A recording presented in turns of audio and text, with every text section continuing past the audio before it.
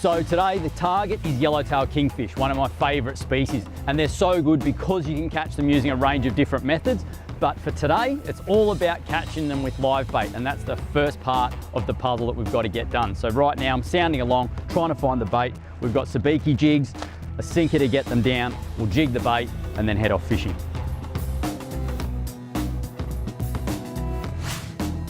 Okay, so bait jigs or sabiki jigs are just so good. You can catch your bait nice and fast. You can bait these up if you need, but you don't have to. Very simply, I'm going to attach this to my rod, and the best way to do that is by just having a snap. Leave the bait jig attached to its cardboard, okay? Get that on, and then from there, if all goes well, I'll be able to just unhook that like so, and it all just comes out. All right, this little black magic one already has a sinker on it, but it's 15 meters deep here. There is a bit of tide, so I ditched that sinker, and we're going to put a bigger sinker on, clip that on, and then for traveling, okay, we've got these little hooks and flashy bits. What I like to do is just wind that up like that, and then I just wrap the sinker around the handle, and that keeps everything tight so it doesn't tangle on the rod. Live bait tank's filling, and we're going to start to get some bait.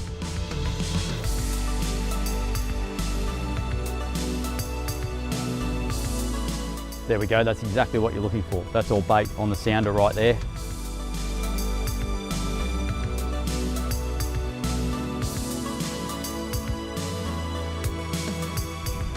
Got some bait.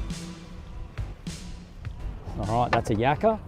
Okay, and what I'm doing here is not touching the bait. I'm using a little hook remover, shake him off like that. All right, and I've got a little bit more here. Now, what I'm gonna do is just flip this out like that, okay? And the bait's a little bit scattered, so I'm just letting it sink down. The sinker's not too heavy, so it's just sort of gliding down through the water. Bait's certainly not as thick as I was hoping through this area, but we'll just pluck away, get half a dozen baits. And if you use half a dozen yakkas, you've had a good morning on your kingfish.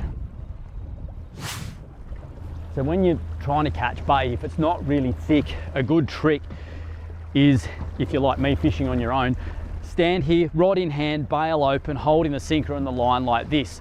And then when it comes time and you go, there's bait, I can literally just let that go before I've even stopped the boat, and I'm dropping that bait jig right on top of the bait. Because sometimes it could be just a little ball that's like 2 meters in size. So if you think about it, you're off it.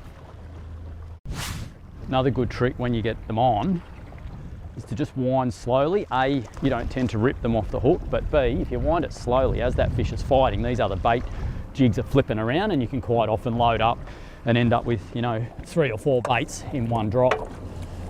This time we just got the one, that's okay. This is the bit that makes it work. It's on a very short dropper, and as you can see, it sits out like that.